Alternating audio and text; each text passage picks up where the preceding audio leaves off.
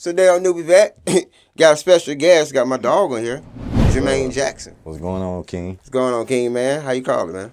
Man, I can't call it, man. Just working, man. Grinding, man. Working hard, man. You been putting in work. Yeah, man. Yeah. Yeah, been doing a lot. Movies, painting. Yeah. Just doing a lot. Yeah. Doing a lot. So, man, let's get into the beginning, though, man. Like, so where you originally from? Well, Columbia, South Carolina. Columbus, South Carolina. Okay. Yeah. But my second home, though, is Greeleyville, South Carolina. Is what? Greeleyville, South Carolina. Okay, I think I never heard of that. Yeah, man. It's a small town. Very small. Yeah. Like super small? How would you consider it small? Like mailbox to mailbox? I put it like this. We only got one stoplight, 2 corner stores. Gotcha. You know what I'm saying? If you want to go to McDonald's or Walmart, you gotta go to the next town. Y'all got Dollar General? Yeah, you know that. They put a Dollar General. Yeah, they put a Dollar General everywhere. No matter how small the area is, a dollar store there somewhere. Yeah, that's crazy, man. Mm-hmm. So you grew up from there from like how old you were from? Well, in Columbia, as far as Columbia, I grew up there since I moved to Greeleyville when I was 16. Well, no, 17. Yeah, so I was staying in Columbia all my life until 17. Okay. Yeah. So how was Columbia? Oh, Columbia's straight, man. I can't lie, man. It's any other city, you know. But I feel like, as far as our city, it was slept on. They got a lot of hidden talents there. You get what I'm saying? So I feel like that city was always slept on. You know what I'm saying? But now, you know, with social media and everything like that, it put a big light to the city. So you know. But you don't really hear much about Columbia as much when it comes to entertainment a lot. And it's a lot of talent, like you said, a lot of talent down there. Mm-hmm. From your opinion, from living down there most of your life, like, why do you think it's like that down there? Tell you the truth, like Columbia, when you think of South Carolina, you just think of country bunking. Yeah. You know what I'm saying? Right. And you know, back in the day with music, you looking at New York, California, and then when South did came, you looking at Louisiana with Master P, No Limit to them, and then you got Atlanta with Jermaine Dupri and all them. You know what I'm saying? So nobody wasn't really checking out South Carolina like that. You get what I'm saying? So, and I feel like the artists, we really didn't know that you had to really branch out, you know what I'm saying, for us to get known, you know what I'm saying? So I think that's probably what it was, though. Right. Mm-hmm. And Columbia pretty nice, decent size too. Oh yeah. Because it's like it's Columbia and it's West Columbia. Mm-hmm. Right. Okay, you from Columbia side? Yeah, I'm from Columbia. Not the West Columbia side. Yeah, not West Columbia. Okay. I'm from I Columbia. know a lot of people get the two confused sometimes. Huh? Yeah, cause you know, I be hearing people down here. They be like, "Yeah, man, I was in Columbia, man." I be like, "Yeah, what part?" It was like, "Man, I was on Lexington side." I'm like, "Bro, that's not Columbia." That's not Columbia. You was on West Columbia side, you know what I'm saying? So if you was saying like you was in the northeast part or something like that, then yeah. You know what I'm saying? Because there's certain roads that automatically people know where you at. Exactly. Mm-hmm. Okay. Right. So do you feel like there could ever be some type of unity down there in Columbia where everybody, because there's a couple groups down there that I know that's trying to make that happen. Mm-hmm. But it's kind of hard to get that many like-minded folks together for one goal that's not theirs, in a sense. You get what I'm saying? Because it's hard to get a lot of people to follow your idea and dream and to tell them basically put theirs to the side in a sense. Yeah, I think that's just an ego thing. Right. It's an ego. Right. And you know, everybody got egos, so you know, I feel like if somebody got an idea and they like, yo, I want you, like you said, sit yours to the side and let's put all your effort into my idea. And if the idea works, I think that they're afraid that the person just gonna take all of the credit for it. You get what I'm saying? That's probably what it is. I'm really not sure, but I do think that it's because it's a lot of egos involved, though. Right. Yeah. Facts. So, man, what got you into like the arts? Like drawing and everything. Drawing. Well, far as drawing, I've always been drawing all my life. I come from a family of drawing. I got 2 cousins, they draw. My pops, he was drawing. my brother, he had a best friend that I was always drawing too. So like every time he used to come to the house when I was little, like, and I'd be drawing, he'll always try to help me out. Like, yo, you need to follow your lines like this. You know what I'm saying? So, I always been into that. You know what I'm saying? So like, what was the most fascinating like type of drawings you like that made you want to get heavy into it? Like once you like realized like, okay, I can do this. It was when I sat down with my pops one time, cause I'm not gonna lie, when I started off drawing, I used to trace a lot, so I never drew on my own. You know what I'm saying? I think a lot of people started with tracing. So can you tell people trace by they draw by looking at a drawing? Can you tell if it's traced? Not really. You can't. Nah, not really. Like, cause if it's cause people got a perfect hand. You know what I'm saying? Right, so facts. if you got a perfect hand, you know how to draw a line perfect. You could draw a line perfect. You feel me? So, but my pops used to always catch me tracing. You know what I'm saying? So when he catch me tracing, he'd get on me. So it was one night. He was like, you know what? I'm gonna sit down with you. He was like, I'm gonna draw this picture. You gonna draw it with me. You know what I'm saying? But we ain't gonna trace. So I was nervous when I did it, you know what I'm saying? But when I found it was the skunk, Pepe Le Pew off of Looney Tunes. That's my dude. Yeah, you get me? So it was him holding the basketball for Space Jam. So when I drew it, it came out looking good, man. And he was like, see, I told you, you know what I'm saying, you could do it. I didn't have the confidence then, you know what I'm saying? So that ever since then I was drawing, man. You know what I'm saying? I fell in love with it. Yeah, that was up. Yeah. So I've been seeing, you did some illustration for my guitar. I appreciate that. Dope work. Yeah, man. Yeah, that was dope, bro. That was so dope. You said you had you told me you had an idea for it. And I wasn't expecting that. That was dope. And it took me a minute, man, because you been asking me to draw it. Yeah. You know what I'm saying? But every time I came to the studio, I just didn't have an idea, you know what I'm saying, what I want to do. So every day when I was coming to your studio, I was just looking at it. I just kept looking at it like, man, what should I do? Right. And then one time I saw a picture of you that somebody took. Yeah. Shout out Ali. Yeah. Man, that was a dope picture, man. Yeah. You know what I'm saying? I feel like it's an iconic picture. So Yeah. I appreciate that. Yeah, so when I seen that, I was like, you know what, that'll look good on your guitar, you know what I'm saying? Yeah, that shit was hard, bro. Yeah, that was hard. Appreciate it, yo. So, and I also like the little sketches you be doing for your TikTok, man. Oh, yeah, the paintings and stuff. Yeah. I see that you getting a lot of love for that. Yeah, and to tell you the truth, that's something new that I'm working on, man, with the whole acrylic pouring painting and all that. Yeah, that's something new, but it's working, man. Okay. Was it kind of hard to get into the acrylics a little bit, or challenging a little bit? Yeah, What's the challenging thing about it for you? Just getting like the pouring patterns right. Cause when you want it to come out right, you got to make sure your pouring patterns is really right. Cause one type of pour wrong, it'll mess up your whole thing. Yeah, so I had to learn that. So I went on YouTube University. You know what I'm saying? Yeah. and figured out the tricks to it and all that. So yeah. A lot of proud graduates. Yeah, and then put my style to it, cause other people they do the pouring painting, but then they don't put art on top of it, like doing certain drawings on top. So I just put my style to it. Right. Yeah, and it's working, man. Right. Okay. Yeah, man. So digging into your talent crate, I call it. Yeah. You also used to do some music back in the day. Oh yeah. So you try to keep that in the shadows a little bit. Yeah. That was one of them things, man. I ain't gonna lie, that was my second love. Like drawing was my first love, and then music became my second. That was something I always wanted to do. So, what made you wanted to do music at that time? Well, my family, they love music. So, always waking up early in the morning on the weekends, mama cooking, cleaning, playing that music, you know what I'm saying? And then every time I'm around my pops, he was always playing music. So, and my favorite rapper at the time when I was real little was MC Hammer. Come on, bro. Hey, bro, they sleeping on him. Yeah, bro. You know what I'm saying? So he's still in my top 20. Yeah, so I always was just fascinated by him, man, and this Kid and Play. Like I was like a hip hop historian, you know what I'm saying? Like the whole MC Hammer, Kid and Play era, then the NWA era, and then Tupac. Tupac really made me want to get into it. Like my pops, he was a fan of Tupac, so I saw how he was a big fan. So that really made me get into music, though. Right.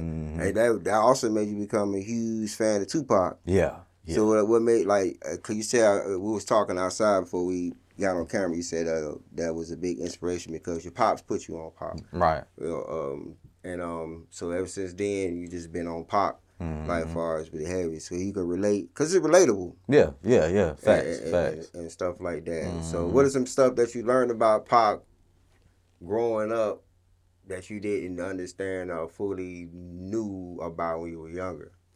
All right. Well, back then, I thought, Pop was like real gangster, like when I was young. You know what I'm saying? Right. And then it's like the older you get, I'm 38 now, Right. so me digging in the crates and studying Pac life and all that, I understood that he wasn't really a gangster. You know what I'm saying? Right. And he was just a normal person, man. He was young, you know what I'm saying? So Right. I feel like he was kind of like misguided a little bit, you Right. know what I'm saying? Even though he was a strong political activist person, Right. but I just felt like he was still misguided though. Right. You get Right. what I'm saying? So Facts. that was one of the things. But he was still the most talented this person, you know what I'm saying, that touched the earth, you know what I'm saying? Like that's one of my favorite rappers / favorite actors too. Facts. You know what I'm saying? Like Facts. when he did his thing in the movies, he did his thing. Facts. You get me? So yeah. Facts, man. Facts. So I know even after rest in peace your pops Yeah. passing away, I know that was like the pop music and all that hit heavy even more because that will he the one put you on to that, and Right. then it's like so how was that whole trial going for you? You know, losing your pops.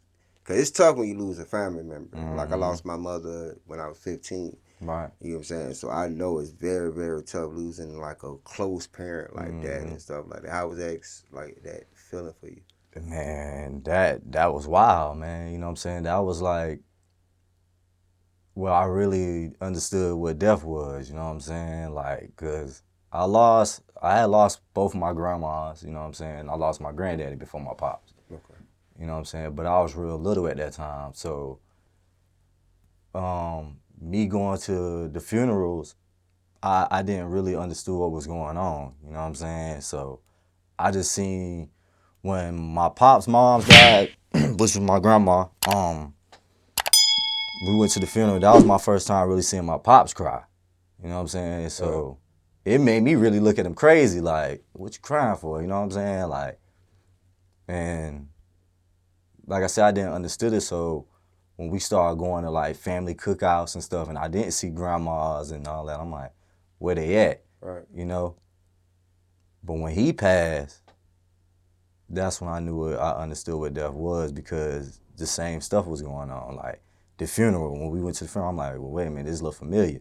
You know what I'm saying? Then when my mom's crying every day, you know what I'm saying? And I keep asking is he coming back? She like, nah, he ain't coming back. I didn't understand until we went to that funeral. You get what I'm saying? Right. And when I saw him in that casket, yeah, that one it hit me. Right. You get me? So it was hard, bro. I was very emotional. I was very angry. Right. I used to get in a lot of fights in elementary because he died when I was in 5th grade. So when I hit middle school, I got in a lot of fights through 6th and 7th grade to the point where my mom, she had to really like sit down and talk to me, you know, because both my brothers, I got 2 older brothers, they been jumped out the porch. Like, they way older than me. Right. So they been jumped out the porch. My oldest brother, he was always in and out of jail. So my mom, she, I guess, by me fighting all the time in school, she didn't want that for me. She saw the route that I was going. So Right. she sat down and talked to me, and I had to make a promise to her, you know what I'm saying, that I'll stay out of trouble and stuff like that. So I kept that promise. You feel me? So yeah, that was yeah, it was hard, bro. Yeah, but I know that journey was tough for you, man. Tough for you. And it always seemed like it never goes away neither. Like it just happened yesterday. Yeah. No matter how many years it's been. Mm-hmm. Yeah. Yeah, no matter how, that's a scar that's never gonna go away. That's You fact, get bro. me? That's a scar that's never gonna go away. That's So facts. yeah, it's tough. It was tough. That's tough, bro. Mm-hmm. So far as with the family, like far as family today, like everybody in your family going good, everybody's in good health and standing. Everybody pretty much straight. So you know what I'm saying? That's a blessing. Yeah. That's a good blessing. It's a lot because there's a lot of just stuff happening. Like this viruses going on, a lot of murders, a lot of just unnecessary killings going on. They call them the YNs now. The YNs. When the first time you heard the term YN? The term YN is last month. Right. Yeah, they saying the YNs now. And I'm like, what is a YN? You know I what thought I'm it was a saying? new game. Yeah, because we were saying youngins. You know what I'm saying? Youngins. Youngins or something. As soon as the new year came in. Because you remember, as soon as the new year came in, they brought out the chart. Yeah. Who, with you, a YN, or uncle, or OG. I seen that post. Yeah, so. I seen that. What you think about that? You agree with that? I mean, to an extent, you got to think. I'm 38 now. Yeah. I consider myself an uncle. Yeah. You know what I'm saying? Yeah, we were young. Uncles our ages at the time. Yeah, I may not look it, you know what I'm saying? But at the age, I'm an uncle now. You know what I mean? I can't, it's some of the stuff I can't relate to them YNs with. That's know crazy what I'm saying? because you look, it's if you look at it like, not saying all, but if you look at us when we were younger and how the 38-year-olds look back then, they look 38. You know what I'm saying? They look 38. Yeah. But it's like the ones that's like in their 30s now, a lot of us don't look like we in our late 30s. Right. Like that. Fountain of youth. That's crazy. But we come from the same fountains that our black mamas and all them come from. Yeah. You know what I'm saying? I just feel like it was just rougher times back then. I think now I think there's better foods. Yeah. I think there's better better understanding and education of what foods not to eat because they cause this on your body. Right. And I think people are making better food choices on what they digest. So you get what I'm saying? Yeah. Compared to back then, everything was more grease, fat, salty. Yeah, they eating soul food. Soul you know food. What I'm saying? You Eating soul foods and all that. Yeah. And so it was a lot of health problems back then. And so what you say about that? I ain't gonna lie too though. If you think about it, you had the healthy athletes back in the day. They still looking like they was 15, but they was looking like they was 30. Right. You know what I'm saying? So I don't know what it is, bro. I just think the time just evolves. You get what I'm saying? Right. For real. Yeah, it's crazy, bro. Yeah, it's wild. So man, also digging into your talent crate again, acting. Yeah. Hell of an actor. Appreciate awesome it, man. actor. Like I said, I'm a fan of your work, bro. Like Appreciate it. You bring a lot of emotion to the character. You create the character. You know what I'm saying? You read, I like how you could just, take our ideas and just make it your own and put your own sauce to it and stuff like that. I appreciate you. Appreciate you for that. So, what made you want to get into acting? Like, first off, and what was your first project? What made me want to get into acting? Like you said, I've been into the music, so I always saw myself on TV. I always seen myself on TV. Like even growing up watching TV, cause I'm a TV head. Like when I was little, the only thing you had to do was give me some snacks, my toys, and I'm locked in on the TV. So I grew up watching, your black sitcoms like The Living Singles, Martin, Fresh Prince of Bel-Air, and I always saw myself on them shows like, man, I want to be on the episode, you know what I'm saying? Stuff like that. So that what made me want to get into it. But growing up and in school, I didn't know the route to go. You get what I'm saying? So I never took theater classes or none of that stuff like that. If anything, if I was in theater class, it was doing detention because that was where detention was at school. You get what I'm saying? Right. So, but it was one day I was on social media, on Instagram, and I'm scrolling through, and I saw this director that was from Columbia. You know what I'm saying? Shout out to him, Derek Holly. Shout out Derek Holly. Yeah. He was promoting a movie that he was doing. It was called Suppress. So at that time, I was like, what made this ad pop up? You know what I'm saying? So I looked at the trailer. I was like, this is like a good movie. So I clicked on his profile. I saw he was from Columbia. So I was like, I'm tug of war myself, like, man, I should hit this dude up. But the other time, he like, man, don't hit him up. He ain't gonna hit you back. You know what I'm saying? But he did. You know what I'm saying? And cause I told him, I was like, man, look, I never act before, but I see you doing your thing down here. I was like, if you ever need anybody to do background work or anything, man, I'm here. Right. Man, that man hit me up the next day, man, had a role for me. You know what I'm saying? So shout out Derek, yeah, man. Good Dude. Yeah, good dude, man. And that right there, we took off, man. It's a movie called Successful on YouTube. Yeah, my first movie role, man. Yeah. Oh, that what's up, man. Yeah. That what's up. Mm-hmm. So, being in Colombia, have you did any shows with Colombia? With Columbia? Colombia, yeah, Colombia. Talking about the show, right? Hey, have you been on the show, right? Oh, no, I haven't been on the show. But my clothes, I had a clothing line at the time, and they showed love. They put it in the show. Right. Mm-hmm. Oh, that's what's up. Yeah, I had a chance because they had a casting call. This was back in 2020, but this was before the COVID hit. You get what I'm saying? And I did it. I did the casting call. I could tell they was feeling me too at the time, but then next thing you know, COVID hit. Yeah, and everything just changed. It changed. Yeah, COVID hit hard for everybody. Yeah. Speaking of hitting hard, we got hit by that big old hurricane last year. Yeah. It was terrible. Right. Yeah. Yeah, it was terrible, man. How was it for you? Just like everybody else, man. It was terrible, bro. Like, I missed days out of work because of it, because it affect my pockets, man. You get what I'm saying? And boy, that shit be hurt. It affect your pocket. You be looking crazy. Yeah. And what was crazy too, I had to film that weekend, the week of that hurricane. I had to film, but I couldn't make it because it was in North Carolina. I couldn't make it because it was hard to find gas. You know what I'm saying? So, and they don't tell how bad the roads was. Yeah, and then come to find out in North Carolina, in the area, they was messed up. So yeah, it messed up a lot. They said shot the movie?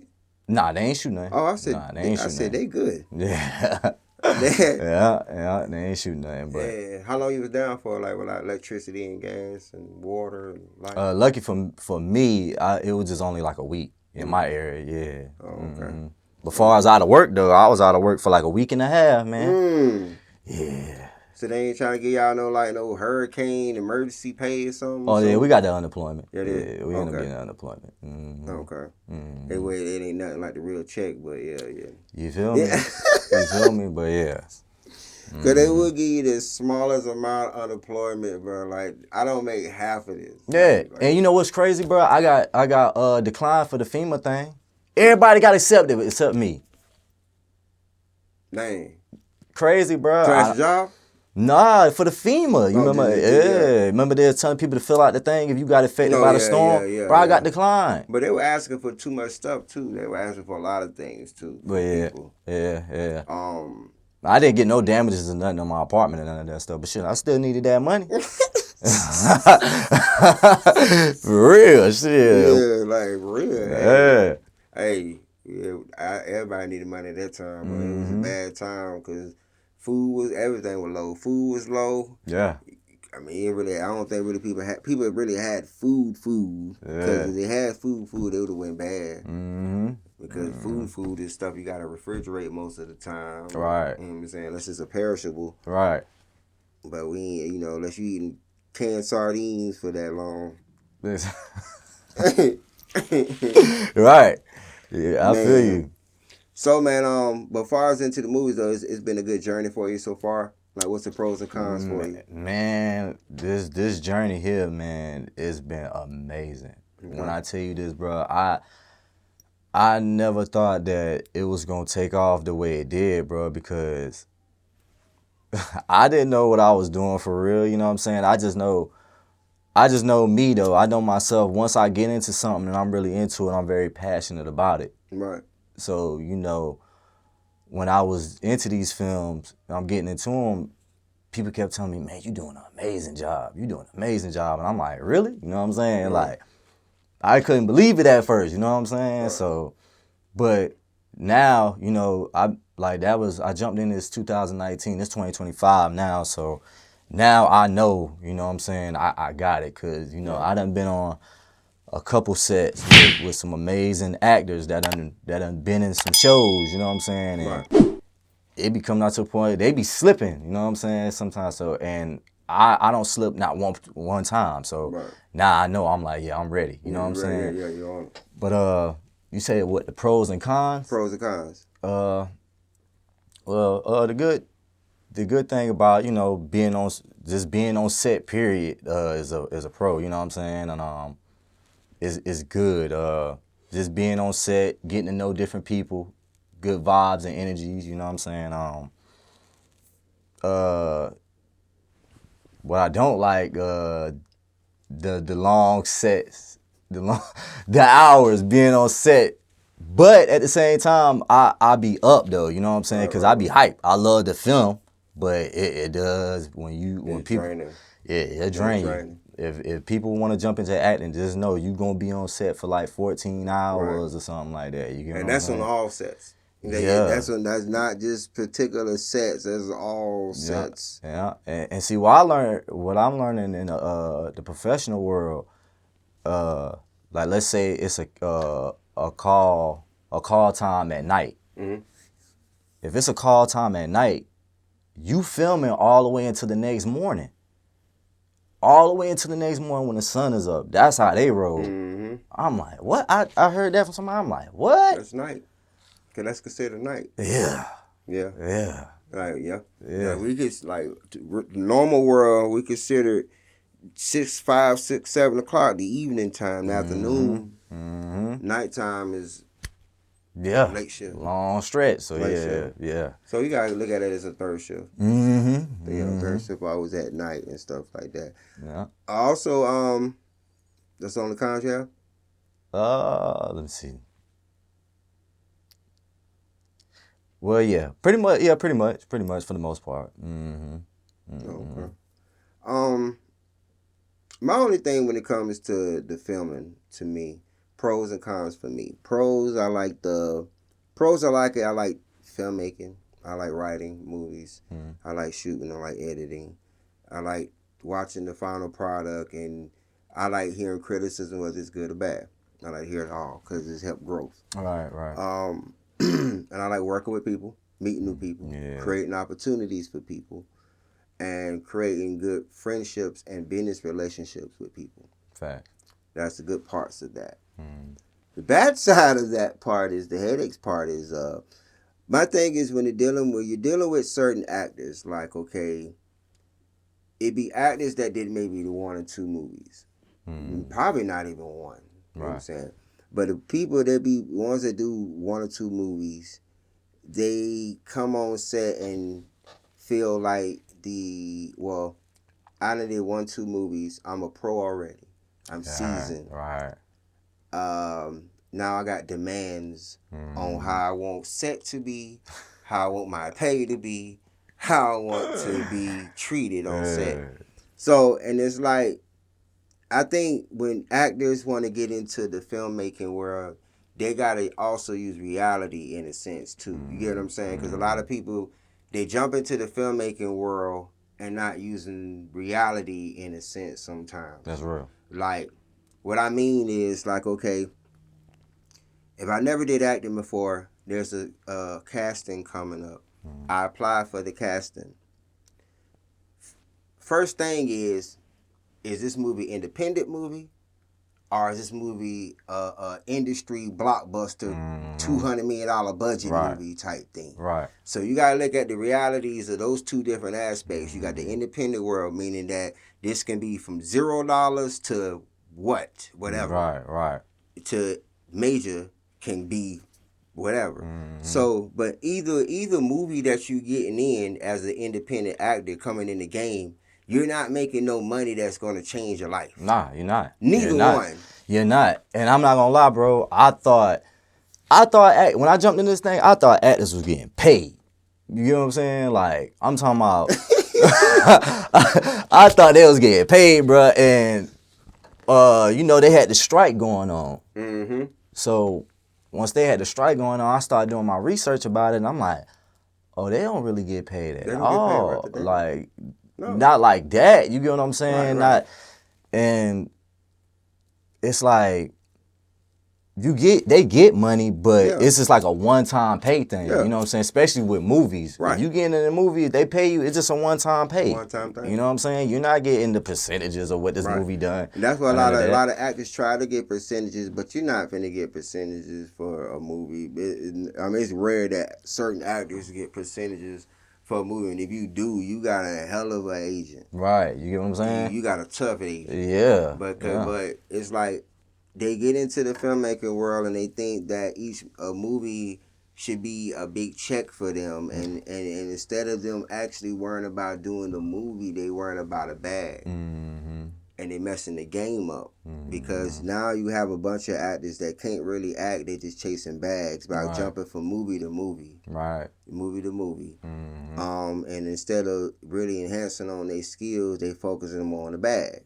Yeah. You get what I'm saying? That's why you get the same monotone acting in every movie. The same character in every movie. The same role in every movie. Yeah. You know, if you get on Tubi now and watch a movie, there's probably 90% of the movies you probably have met some of the actors and they playing the same role. Even in my movies, I could put mine in the same thing. You know what I'm saying? But it's when you dealing with certain cast, you have to work with what you have. Right. You get what I'm saying? Right. And I think with actors, like I said, once again, people that coming in the game, that go from seasoned actors too.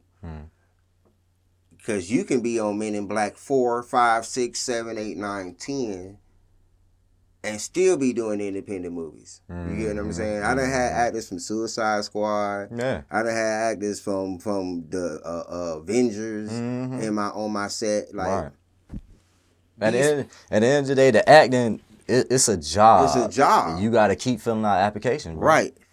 Facts. You just got to keep filling out applications. Fact. So why would you think you can get the bag on the independent world when the independent people don't make money? You get what I'm saying? It doesn't make sense. Right. So that's all I'm saying. If you want to rob, like, don't go to the poor to rob the poor. You go to the rich to rob them. If you want to rob someone, I don't rob nobody at all. I'm not saying rob anybody, but I'm saying metaphorically. Right. If your intentions is, okay, let me go over here and get a bag. Don't get over here. Don't come to the independent world and get the PD pitching. Go over here and get the bag. You get what I'm saying? Work your skills up. Yeah. Get an agent. Yeah. Get your paperwork in order. So now you can get these big roles. So now you can get a bag. Right. But who to say you're gonna get a bag? Because you had Taraji P. Henson complaining about money. You had who else complaining about money? What's the lady that played The Help? The Help. The lady that played on The Help. I don't. She always be crying every movie. Oh, got the snot bubbles and all that stuff. Yeah, damn, man, she a good actor. And I don't know her name. I don't know her. But her, she was complaining about the pay, and she's a hell of an actress. Yeah. Hell of an actress. My dog from what is it, Blood Diamonds? The African dude, yeah, he was complaining about how he don't get paid. You got to be a Denzel or a Will Smith or something like that. You got to be one of them top tier actors, stuff like that. To get that bag. Get them real blockbusters movies. And don't get me wrong, a lot of those actors, they won Grammys and Oscars and the whole nine and stuff. But it's still another level. Yeah. My thing is, man, when it comes to, I feel like I feel like if I'm getting blessed to just get paid for doing what I love, that's a blessing itself. You know what I'm saying? No matter how much it is, really. You get what I'm saying? Right. As far as with independent actors, you know, where they asking for a bag and stuff, I feel like I can say this, know what you're going for. You know what I'm saying? Exactly. Like, there's casting calls out there, and they're going to tell you if it's a non-paying gig or a paying gig or not. You get what I'm saying? Exactly. Now, me personally, I've been blessed, you know what I'm saying, to like get a couple calls where they got a role for me, you know what I'm saying, and they might pay me, you know what I'm saying.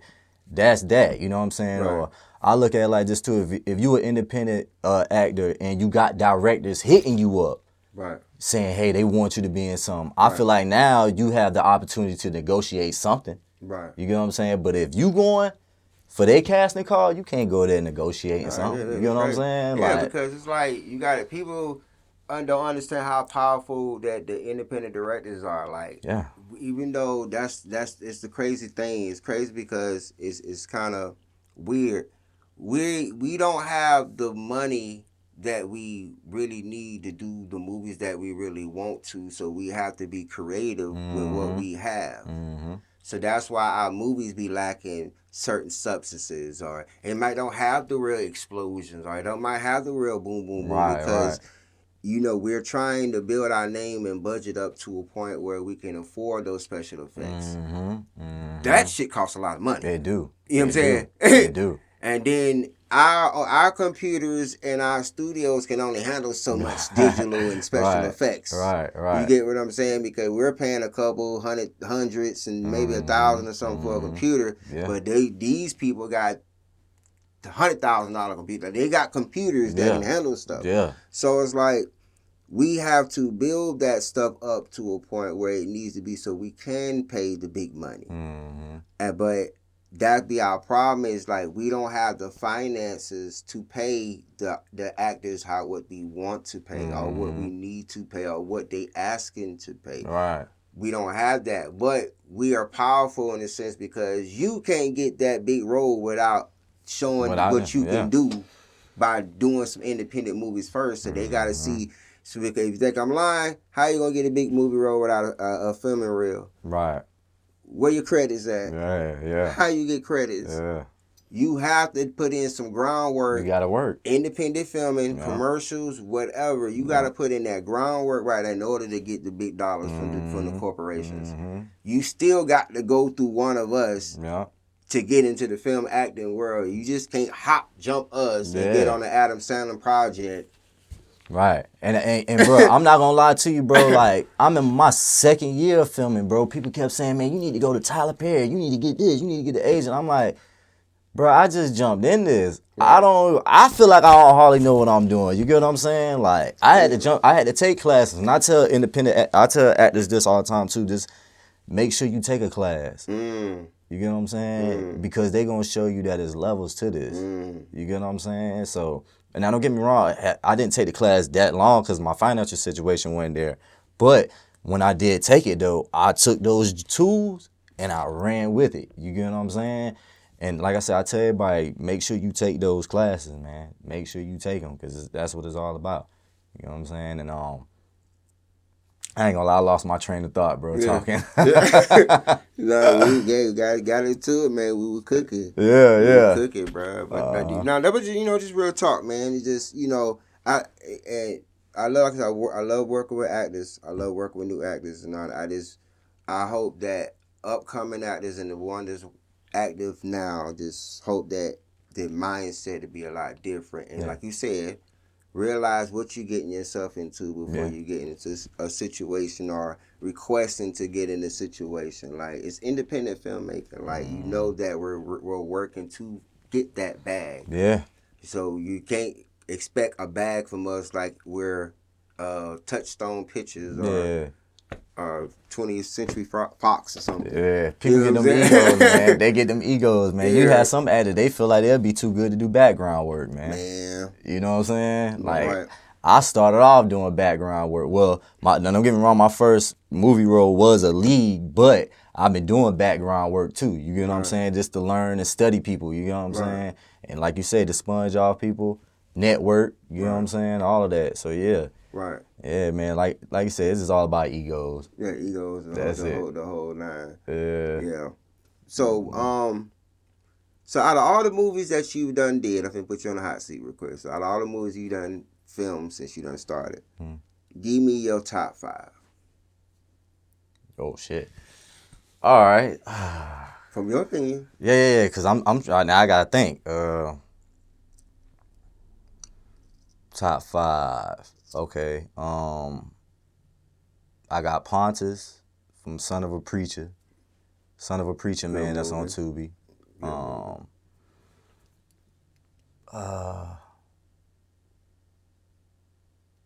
Okay. I got Rock on Below the Rim. Right. I like him. I love Lila's Ball. I like my character in that. Shout out Felicia. Yeah, shout out Felicia. The weight game, I like Juno. I love Juno on there. Juno's that dude. Yeah, and my last but not least, man, Vanity Flaw, man. Monty. I knew you gonna say Monty. I knew you gonna say Monty. Yeah, man. Old Vanity Flaw, man. My character on there, man. Oh yeah, Juno. Juno, yes sir. Juno's that dude, brother. Mm-hmm. Yeah, that's coming out soon, real soon this year. Yeah, April, right? April. We got 2 movies dropping in April. Yeah. I hate that. It's good, but I hate that. I hate this how they dropping both movies at the same time, like, which is kind of good though, I guess, because Vanity Fair is more of a thriller, and 7 Days is a comedy, so I guess it works out. I guess. Yeah, man. All right, so before we slide off on NewbieVeT, man, how can they get in contact with you, and is there any love you like to shout out? Oh man, shout out to everybody that's supporting me, man. You know what I'm saying? From family and friends. Y'all know who y'all are, man. From Columbia, South Carolina to Greeleyville, man. Yeah. Shout out. And if y'all want to follow me, I'm on Facebook as Jermaine Jackson. Instagram, actor Jermaine_Jackson. And on TikTok, actor Jermaine Jackson. Yeah.